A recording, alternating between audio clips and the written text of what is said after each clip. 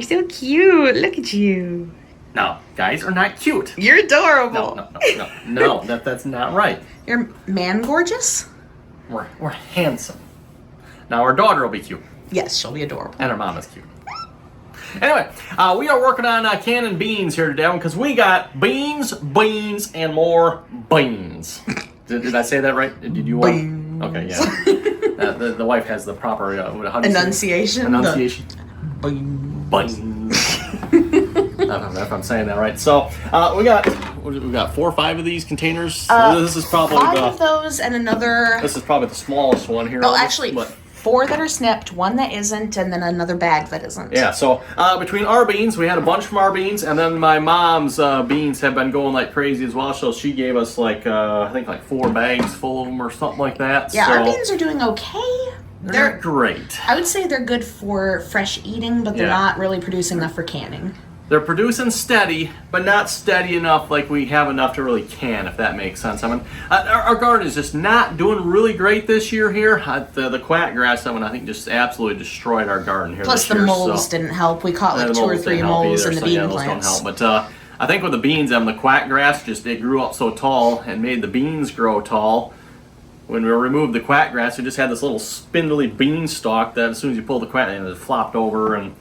Yeah, so the beans never bushed out like they're supposed to. They are starting to now, so hopefully they'll get a second run. I think I think that's what's going to happen. We're going to have a second run of beans here, and we'll probably be saying some not nice things about them on the second run, I'm guessing, because if they take off like it looks like they might, oh boy, there'll be a road to telling them suckers under because we don't want any more beans. That's what happened. For those who watched our gardening videos last year, we finally just stopped picking the stupid things because they were just producing. They just kept producing. We were picking like those big white tubs, one of those every 2 days. Yeah, it was ridiculous. So I don't know. We'll see if that happens this year. So far, it hasn't. But anyway, that did make us some good money at our garage sale. We did sell a fair amount of beans last year. Don't think that's going to happen this year. We didn't can a whole lot of beans last year, but I think the year before we canned quite a few.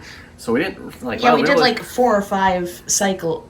I think we did 2 cycles last year. Did we? Yeah, I think that was, if I remember correctly. We didn't do a whole lot last year. We sold most of it. Oh, no, I was talking about the year before. I think we did 5 or 6 cycles. Yeah, the year before we did 5 or 6 cycles. We had a bunch, so. But anyway, we're going to work on this here again this year. We got, like I said, a bunch of these containers like this full of beans.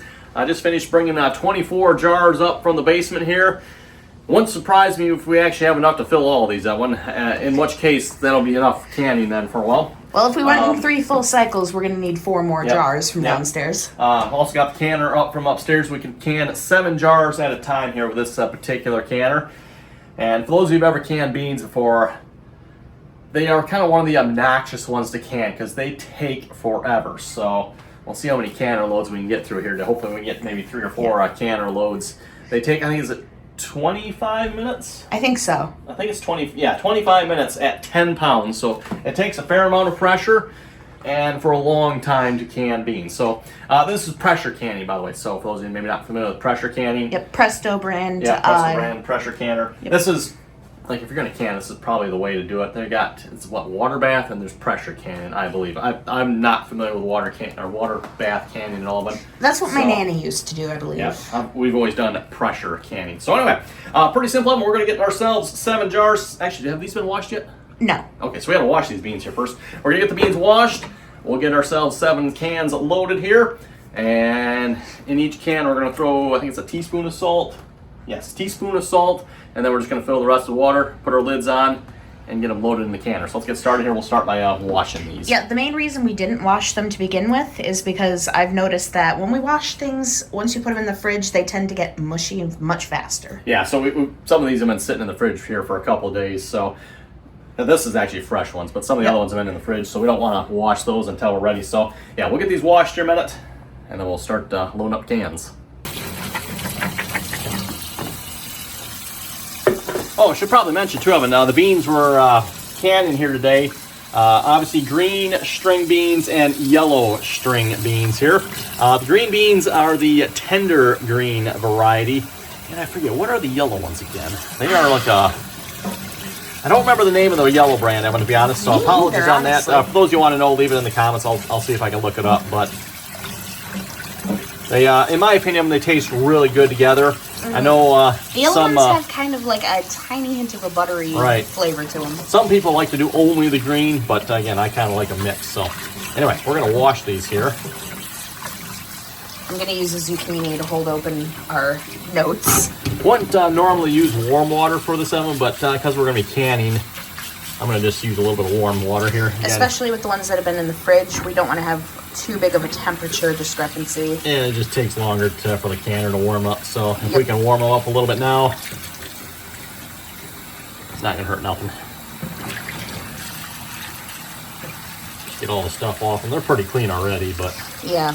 Mostly we're just getting any bits of dirt and the little tiny bits of plant matter that just love to stick to these. Yep. Luckily, we didn't have a cat laying in the bean basket this year. Yeah, that was kind of annoying last year. That, oh my gosh. Note to self, don't ever let that happen. Seriously, cat fur will stick to these like friggin' Velcro. Plus she was gnawing on them, I caught her. Oh yeah, the cats, they'll gnaw on beans. They like to do that. They don't really eat them, they just like the crunch. Running out of space. Okay, let's get some jars set up here.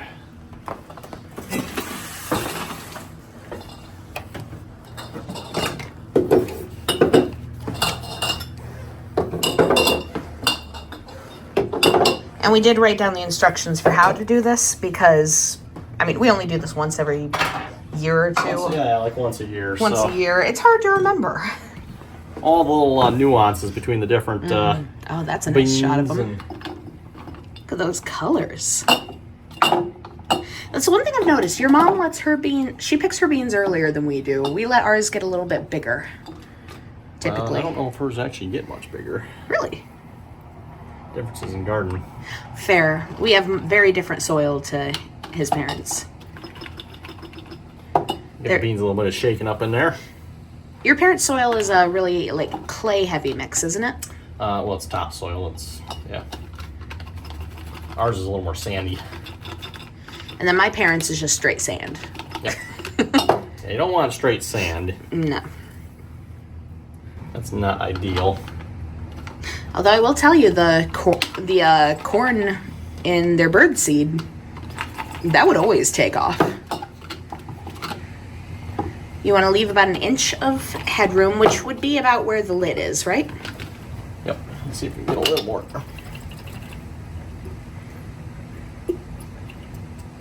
That's probably pretty good. Yeah, I would say so.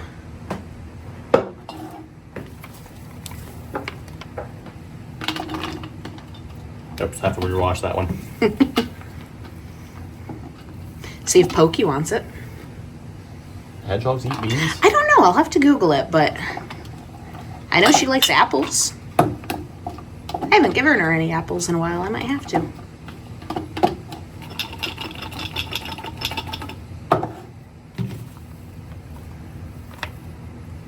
Okay, the lighting in here is making these beans just so pretty looking. They are a nice color when they're fresh. Mm-hmm. Once they're canned, they're not the nicest color anymore, if you ask me. They're kind of sickly.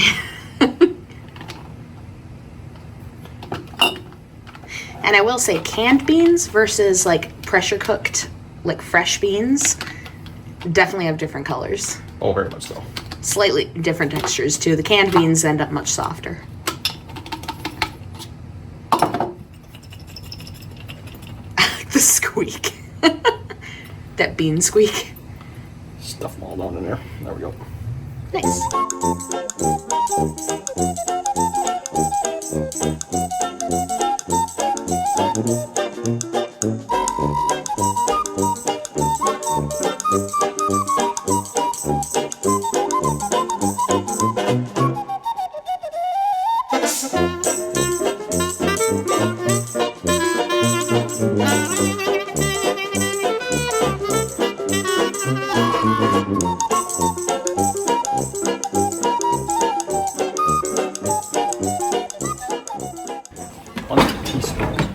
Alright, so next we're adding a teaspoon of canning salt to each jar.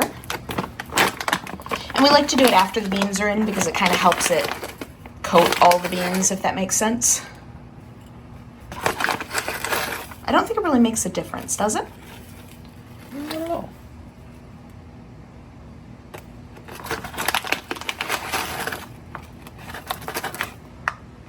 And what's special about canning salt versus regular salt? I think it's a finer, like, grind. What is it? It's kind of like the powdered sugar of salt, would be my guess.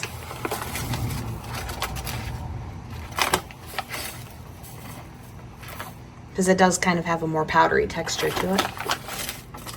Just dissolves faster and better, I would guess. I don't know. I don't know. Any of you other canners out there want to let us know what the difference is? No idea. But it is specifically pickling and canning salt. Gotcha. Yeah, I just lost it. I was gonna say, I swear the other one was still in there. Did it get buried in there too? Possible. There, it's there now. Okay, we need to wipe off the lids. Well, we can do that after we fill them with water, probably. Oh, that's true. Yeah, fill the water. Okay. Yep. So, filling them with water, you want to fill them about to where the curve starts on the jar. Yeah, about there somewhere. Mm-hmm. Leave the water enough room to expand.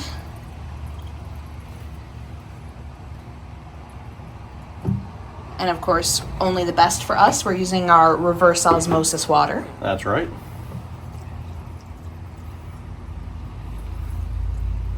That I refuse to drink because it tastes weird. Tastes good. It tastes gross. It tastes good. It doesn't have enough nitrates in it for me, so I'll drink our well water. Yeah. You want to tell everyone what's wrong with this water? Nitrates. Yeah, it's got an elevated level of nitrates in it So? versus this water that does not. So? Nothing else really wrong with our water. It just has lots of nitrates. No, in it. I was surprised how little rust there is in our water. Yep. Like, that was shocking. We're good as far as hardness goes. Mm-hmm.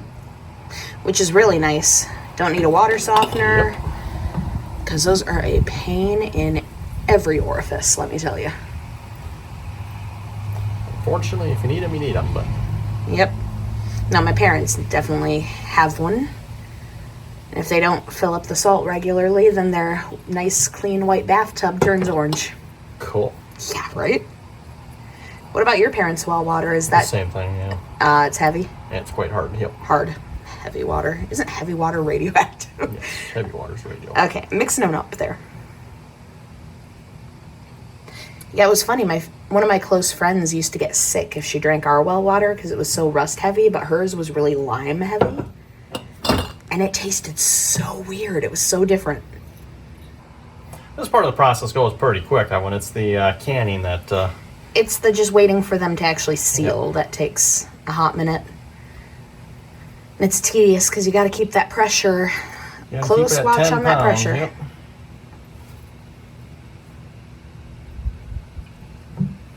Okay. Now we'll wipe There's them off. paper towels behind the bottle cleaner next to you. The bottle brush. Baby implements are slowly taking over the kitchen. I noticed. Yeah, so this probably one of the most important parts of the steps, right, everyone? Make sure this is clean. Get a good seal that and way. as dry as physically possible. And yeah, the last thing you want is a bad seal, and you just spent all this work here, and it doesn't seal on you. Inevitably, you're going to have like one or two here and there, but you can always eat those right away. Mm-hmm. You start getting more than that, though, that gets annoying. Didn't we have that with jam one year where like half of them did not seal? Yep. That was this year. Oh, yeah. That was one of our batches of strawberry jam did not seal. That's right. Okay, where's the lids? Right over here. Yeah, we'll use that one. It says watch lids. We won't use Oh, that that's the watch lids one? Yeah, we'll save that for anything but beans. That's another thing, at least my mom's always found out. If you buy these brand new of them, they come with lids, but sometimes they screw those on really tight, and these get a little bit deformed. So that's actually, we got a box of those over there. We haven't used them yet, and I would probably advise not using them. So if you buy brand new jars of them, maybe just set these lids aside and use them for something else. And buy yourself a box of brand new lids. Yeah, buy yourself one because, yeah, these have not been, like, used. They're brand new. Mm-hmm. Unfortunately, these are also getting expensive nowadays, too. So. Yeah, they are. Well, it's because they know once they sell the jars, then this is really their only way of making money. Yep. Yeah, because once you have the jars, you have the jars and the rings, so really the only thing you have to buy is lids. Yeah, that's not annoying at all. Stop it!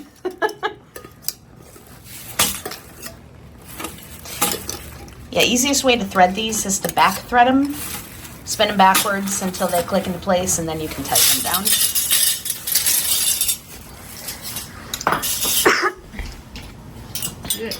All right. And then very important when you're putting the rings on, you want to make sure they're snug, but you don't want to like ream the crap out of them. There needs to be room for air to escape, right? Not sure how that works, but yeah, we're going to tighten it down just like that. Not going to go crazy tight. Now we typically use like 3 fingers to tighten them. You don't need to fully, like full fist it, right? Right. Yep. Just nice and snug. Okay. All right. Now, we need to fill the canner up with some water. 2.5 quarts. 2.5 quarts. These are quart jars. And it works best if you use the hottest water you possibly can. The hotter the water is, Evan, the less time it takes for the stove to warm it up, right? So that's true. So it's just nice and hot here a minute. And pour this in first before you put your jars in. Don't be pouring your hot water all over this. No. Because that can also mess with your seal, right? Yep.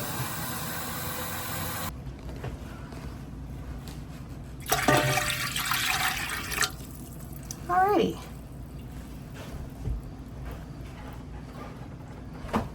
And we'll put our jars in.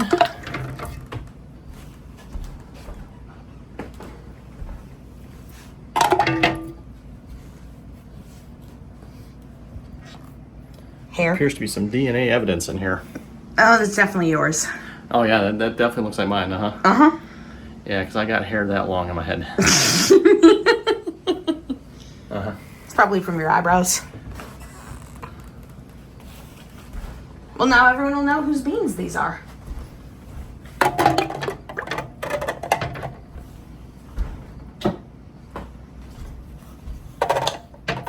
Okay. Closing the lid.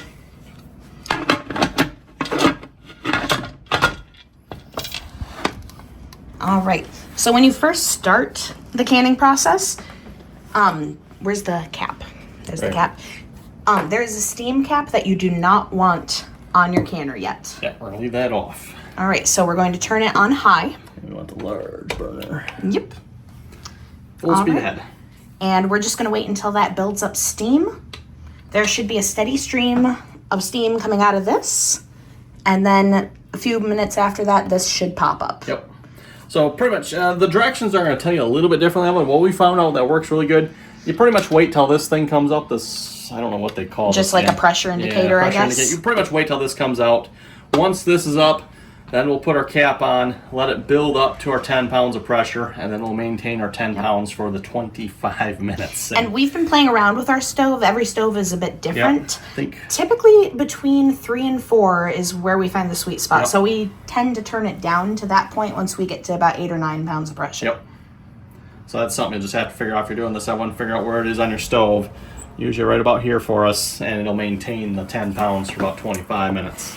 Yep, and you can have some slight fluctuation, but if you get like a full pound off, then you're going to want to turn it up or down depending on which way. All right, so it typically takes around 20 minutes for that popper to pop up, so we will get back to you guys then. Yep. All right, you guys, the water is boiling inside. That little indicator just popped up. It's okay that there's water coming out from around it. It usually does. So we're going to take this little steam cap, put it right over that, and that'll allow the pressure to build up. As soon as that pressure gets up to 10 pounds, we're going to set our timer for 25 minutes.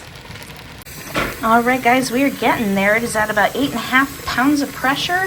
So I'm going to very slowly start lowering the temperature. I think we'll bring it down to about 6. That'll still be enough to get it increasing, but we want to be able to cool the top of the stove down a tiny smidge. Actually, we might put it closer to 5. There we go.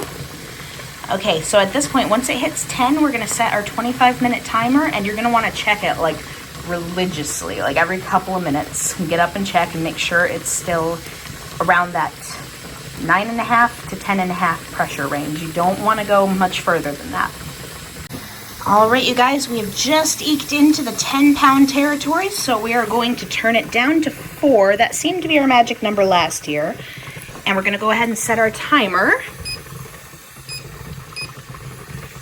And not burn our arm on the pot, because that would be brilliant. Okay, and like I said, you're gonna wanna keep an eagle eye on this thing. If it gets about a half a pound in either direction, it's not the end of the world, but you definitely want to keep it as close to 10 as humanly possible.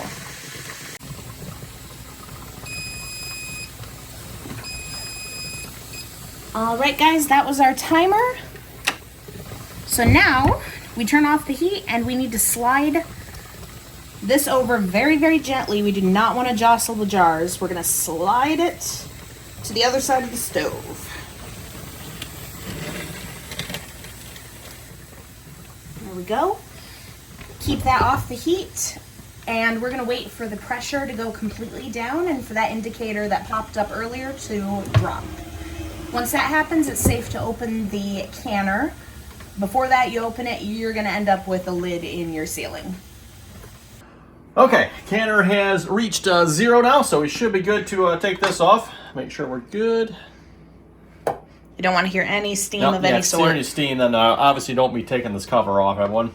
I want to wait till all the pressure is out. And we'll just kind of set this off to the side here a minute. See the steam coming up. Let's hope that shows up on camera.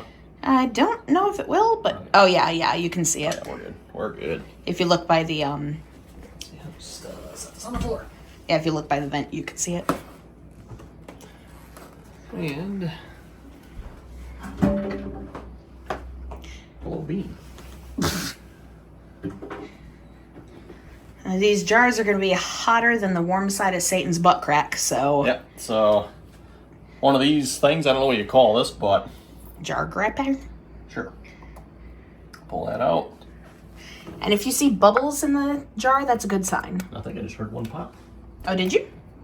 Very quietly. Yep, they should be bubbling.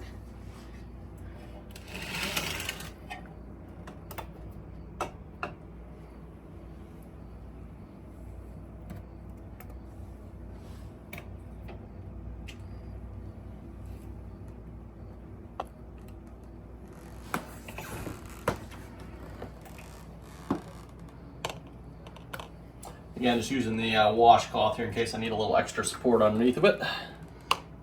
Plus, just catches any drips coming off the bottom of the jar. Alrighty, they're all bubbling. That's a good sign. And speaking of drips, if you see any water on the lids, typically you want to get that off too, by the way. Oh, I just heard one. Yep, very quietly. But... Yeah, we'll see if the camera caught it, but that back middle one just popped. Okay, nice. That's how you know your jar is sealed. You want to hear that little popping sound. Sometimes you can hear it from a couple rooms away. It's true. Sometimes they really pop. Mm-hmm. Now at this point, Evan, we can run the next canner load. You want to dump out the water that's in here. Refill it again with another 2.5 quarts of water. We've got the next load ready to go over here. So let's get set up and we'll run the next one.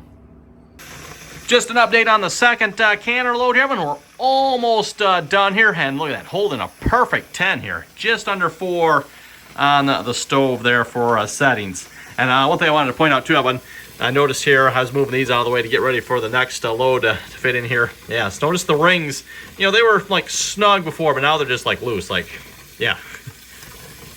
The lids have all sealed and it's pulled them down, and now the rings are, yep, just loose like that. So I thought that was kind of cool. Anyway, about ready to take this off here. In fact, I think, yeah, we actually are ready to take this off. So turn that off here. I'm gonna need both hands for this here a minute. Okay, there we go. Just carefully move that over. We'll let that cool down. Once it's done cooling down, like I said, we'll take that off. We'll open it up a little bit, let it cool down, and then we'll take the jars out and just set them on our cooling mat there. Okay, we just finished taking those 7 cans out of the canner here. Need to empty the water here yet, but I think we're going to call it a night here. Yeah, got a little late here tonight waiting for this one to cool down. Yeah, looks like they're all bubbling in the oven, so I think they should all seal. In fact, I know I heard one of them, or maybe two of them, seal. Yeah, looks like that one maybe, and that one there as well as I was taking them out. So I think with that, we're going to wrap it up here for tonight's video. If you folks have any comments or questions about this, be sure to leave them down below. Also, let us know, man, how's your garden doing? And if you're getting beans or whatever it might be you're getting now, what are you doing with your garden produce, right? You canning them, eating them? Yeah, let us know. Throw it down in the comments. I would always enjoy reading what everyone else's garden is doing and what you're doing with your produce as well. So, again, thanks for watching. Till next time.